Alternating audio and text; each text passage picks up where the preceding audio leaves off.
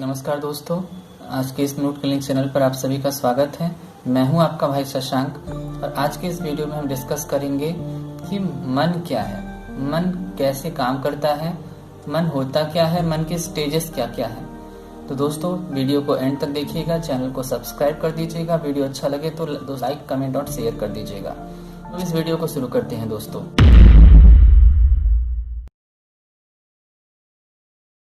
चलिए दोस्तों, हम बात करते हैं मन क्या है।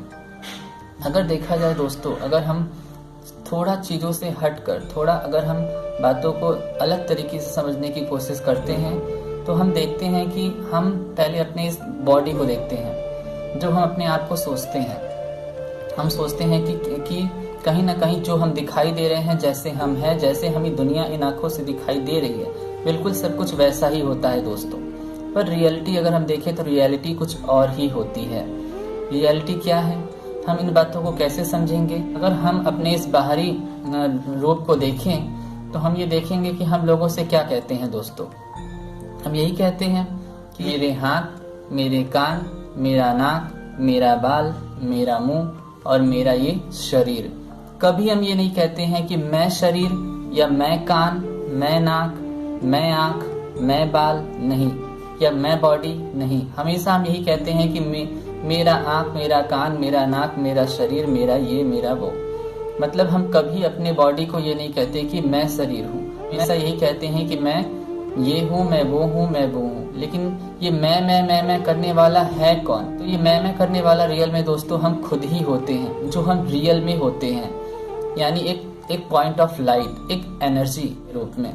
जब वो एनर्जी इस शरीर में रहती है, ये शरीर सब कुछ करता है, इतने अच्छे से चलता है, पूरा अपना एक लाइफ साइकिल पूरा करता है। और फिर जैसे ही वो एनर्जी हमारे शरीर से निकलकर बाहर चली जाती है, हम इस बॉडी से निकलकर बाहर चली जाती है, तो हम बेजान पड़ जाते हैं। फिर ही हमारा शरीर बेजान पड़ जाता है। फिर हमें ही हमारे नाम से नहीं बल्कि ये मुर्दा या बॉडी या डेड बॉडी के नाम से पुकारा जाता है। हम बिस्तर पे होते हैं तो हमें उठाकर नीचे कर दिया जाता है।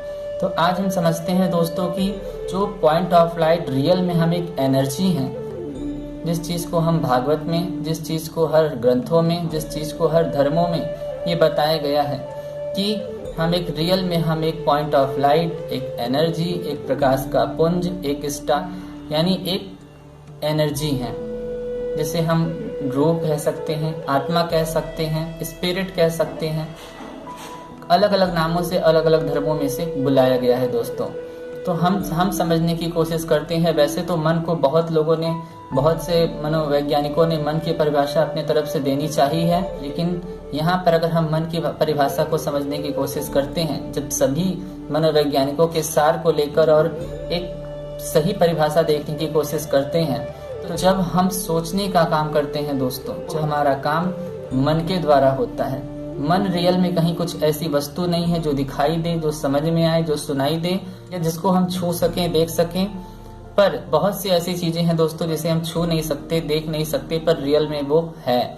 हम कहते हैं कि हमें दुख हुआ, हम कहते हैं हमें अच्छा फील नहीं हुआ, हम कहते हैं कि हमें बुरा लगा। तो क्या रियल में हम वो दुख या वो बुरा जो हमें लगा उसे हम लोगों को दिखा सकते हैं, लोगों को टच करा सकते हैं? नहीं। पर फिर भी दुख, बुरा, बैड फीलिंग, अच्छी फीलिंग, ये सारी चीजें होती हैं दोस्तों। उसी प्रकार मन भी होता है। जब आत्मा सोचने का काम करती है तो वो मन कहलाता है। जब वो एक ही टॉपिक पर दो तरीके से सोचती है, इसे ऐसे करना चाहिए या इसे ऐसे नहीं करना चाहिए, तो उस पे जब निर्णय का काम करती है तो वो बुद्धि कहलाता है दोस्तों, जिसे हम इंटेलेक्ट कहते हैं। तो जब सोच विचार कर हम किसी एक बातों को हम अपने फॉलो करते हैं, उसे आगे ले आते हैं, तो वो हमारा संस्कार कहलाता है दोस्तों। तो रियल में मन क्या है? जब हम सोचने का काम करते हैं, किसी बातों पर विचार करते हैं, सोचते हैं, तो वो हमारा मन कहलाता है दोस्तों। मन को और अच्छे से समझने के लिए दोस्तों आइए हम आपको एक पिक्चर दिखाते हैं। इस पिक्चर को देखिए दोस्तों। इस पिक्चर में आप देख रहे होंगे दोस्तों कि एक आइसबर्ग है जो आधा समुद्र में डूबा हुआ है, आधा से ज्यादा समुद्र में डूबा हुआ है, और उसका कुछ भाग ऊपर की ओर दिखाई दे रहा है दोस्तों। तो इस तरीके से यहाँ समझाया गया है। यहाँ मन के 3 भाग बताए गए हैं, 3 प्रकार बताए गए हैं। यानी माइंड के 3 प्रकार होते हैं। तो इस पिक्चर में आप देखे होंगे दोस्तों कि फर्स्ट जो दिखा रहा है वो है कॉन्शियस माइंड। तो कॉन्शियस माइंड क्या होता है? जो हम अपने जीवन में विचार करते हैं, सोचते हैं, नेचुरल लाइफ स्टाइल हम जी रहे होते हैं, या नेचुरल हम जिन चीज़ों को लेकर चलते हैं अपने जागृत अवस्था में, वो हमारा कॉन्शियस माइंड कहलाता है। और अगर सब कॉन्शियस माइंड की बात की जाए दोस्तों, तो आप देखेंगे इस बर्फ के टुकड़े की तरह, जो ऊपर से तो छोटा सा दिखाई लेकिन अंदर से उसका काफी डीपली भाग जो समुद्र के अंदर छिपा पड़ा था।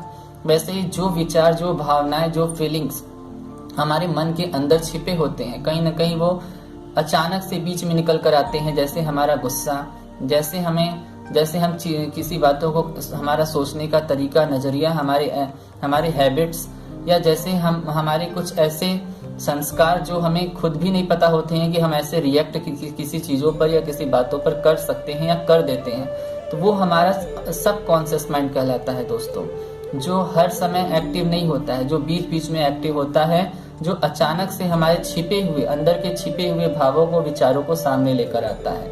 और तीसरा है दोस्तों अनकॉन्शियस माइंड। अनकॉन्शियस माइंड क्या होता है? अनकॉन्शियस माइंड में बिल्कुल सुसुप्त अवस्था होती है, यानी बिल्कुल बेहोशी की अवस्था, बिल्कुल शांत अवस्था होती है माइंड की, जिसमें मन और शरीर बिल्कुल शांत होता है, रिलैक्स होता है। मोस्टली हमारा ये मन का स्टेज हमें मेडिटेशन करते वक्त, सोते वक्त या बेहोशी के समय हमारा मन का स्टेज पाया जाता है। हमारे लाइफ में कोई भी प्रॉब्लम्स, कोई भी समस्या अगर आ रही है, तो हम अपने मन के दूसरे स्टेज यानी सब कॉन्शियस माइंड में ही जाकर हम अपने उन चीज़ों को, उन बातों को, उन बैड हैबिट्स को चेंज भी कर सकते हैं, अपने पर्सनालिटी को बदल भी सकते हैं। हम चीज़ों को नए तरीके से समझना, सीखना, बोलना, चलना, उठना, बैठना, सारी चीज़ें हम नए तरीके से भी सीख सकते हैं। हम अपने पूरे व्यवहार को भी बदल सकते हैं, और ये सारी चीज़ें पॉसिबल हो पाती हैं जब हम अपने माइंड के सब कॉन्शियस स्टेज में होते हैं। तो सब कॉन्शियस स्टेज कैसे आएगा? इसके लिए हमें मेडिटेशन टेक्निक को अपनाना चाहिए। इस साइलेंस में बैठकर थोड़े टाइम के लिए अपने आप को चेक करना चाहिए। इससे हमें पता चलता है कि हम किन बातों को लेकर चलते हैं, कैसे सोचते हैं, कैसे रिएक्ट करते हैं। हमारे में अगर ये बुरे हैबिट्स है तो इनकी जगह हम कैसे अच्छे हैबिट्स को, गुड हैबिट्स को अप्लाई कर सकते हैं। तो ये हमें बैड हैबिट्स की जगह गुड हैबिट्स हम कैसे अप्लाई करें?